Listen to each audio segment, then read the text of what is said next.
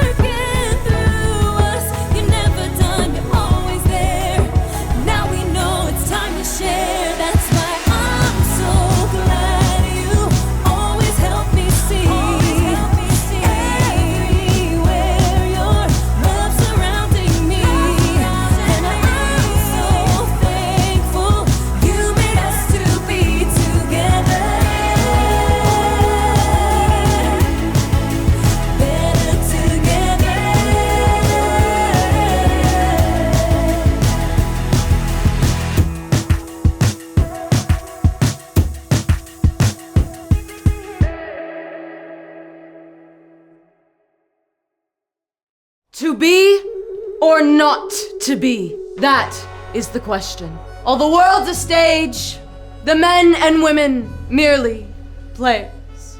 We got it, Shakespeare. Welcome to Story Lab. This week we're taking a look at the story Of some people who came together for something way bigger than an act. What a piece of work is man!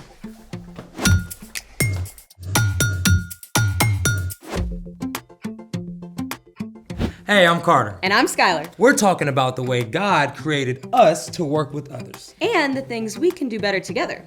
Like... Put on a dramatic theatrical production. Okay, you're being kinda extra, but the dry ice effects are pretty cool. Right? Dry ice is frozen carbon dioxide. Hot water causes it to sublimate or change directly from a solid to a gas. The resulting fog is a mix of carbon dioxide gas and cold, humid air. The stage is set. We just need to recruit a few more cast and crew for our epic theatrical event. It's just me and you today, pal. Are you trying to upstage me?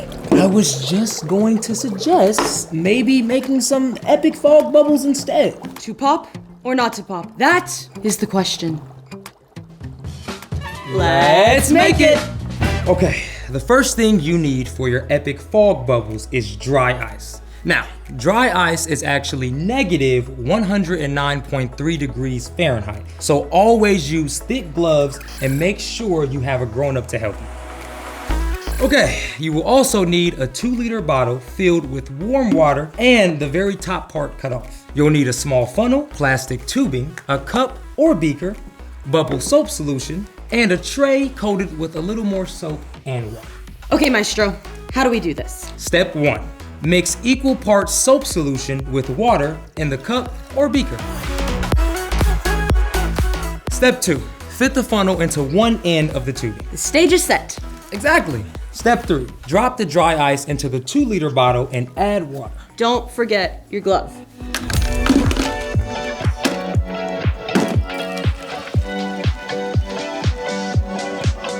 All right. Step 4. Dip the free end of the tubing into the soap solution and place the funnel end over the top of the 2-liter bottle.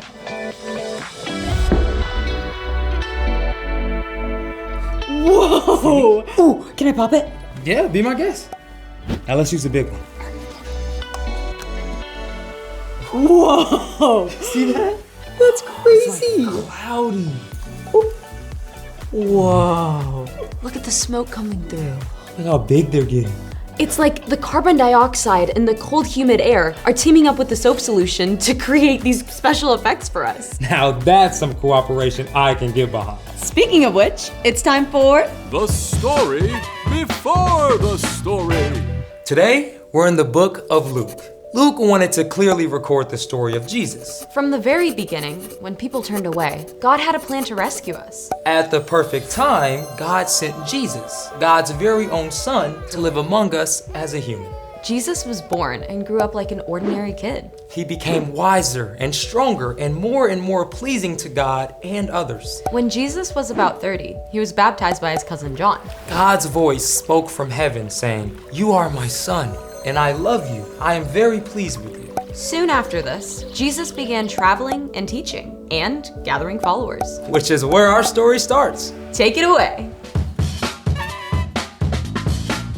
Hey everyone, I'm Brian. When Jesus started to travel and teach and heal people, he could have done it completely on his own. I mean, after all, he's God's son, right? But instead, Jesus chose to work with a group of ordinary, everyday people we know as the disciples. Come and follow me. Jesus expected his disciples to spend their time with him, to become more like him, and together to do the work that he did. It would have been easy to choose people who were all alike and could get along with no problem, but that's not what Jesus did. One day, Jesus went up on a mountain to pray. In fact, he spent the entire night talking with God. And when morning came, Jesus called the crowd who had been following him and chose 12 men to be his disciples. Simon Peter and Andrew, James and John, Philip, Bartholomew, Matthew, Thomas, James, son of Alphaeus, Simon the Zealot, Judas, son of James, Judas Iscariot. Let's zoom in now and take a look at some of these guys. First off, we've got Simon Peter and Andrew and James and John. All 4 of them were fishermen. Fishermen at this time were hard workers, but often gruff and rugged, not the kind of person you would want maybe at a dinner party. Plus, they were 2 sets of brothers. I mean, do you always get along with your siblings? Yeah, didn't think so. Hey, quit shoving! You're in my way! Jesus knew exactly what these men were like, but he borrowed Peter's boat to teach from, and then instructed Peter to throw out his nets in the same place he'd caught nothing all night. The men caught so many fish, they almost sunk the boats. Go away from me, Lord.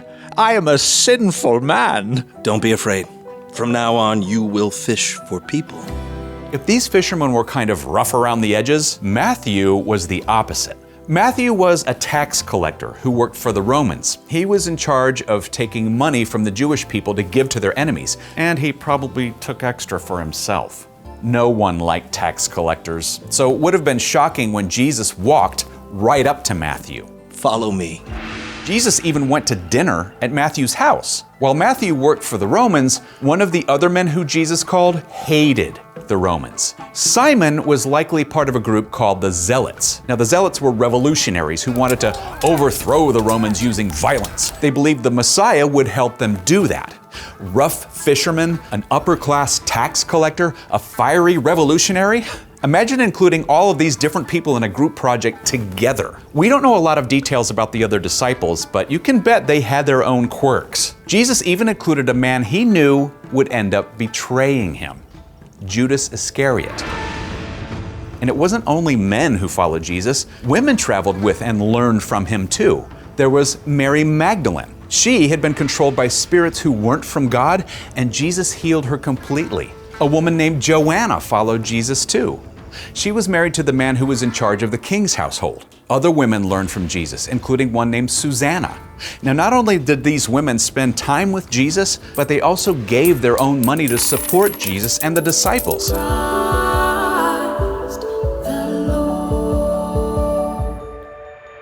And Jesus welcomed their help. Women and men, people from all different backgrounds, people who would never have talked to each other on the street, Jesus invited them all to join him. Jesus knew that the more time these people spent with him, the more they would become like him, and the more they could lay aside their differences to work together. The end. It's so easy to think of the disciples as just some guys in Bible robes. But the true story is so much more.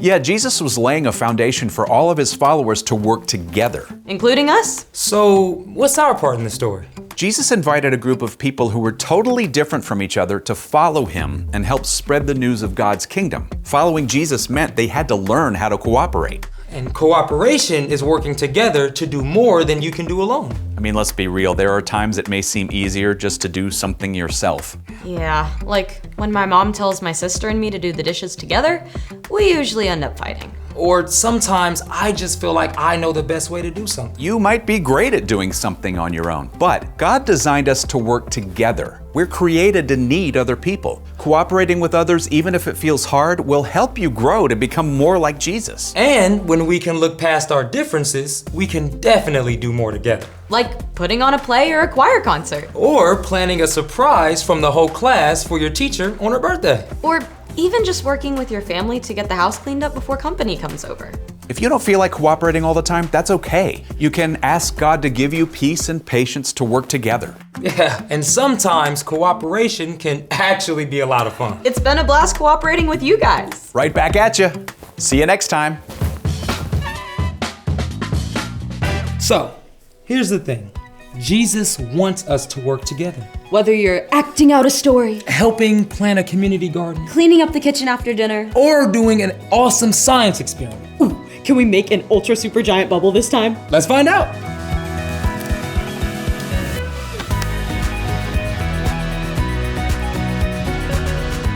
Thanks for joining us in the Story Lab. See you next time. How big do you think it's gonna get? I don't know, it probably can go even bigger. Whoa.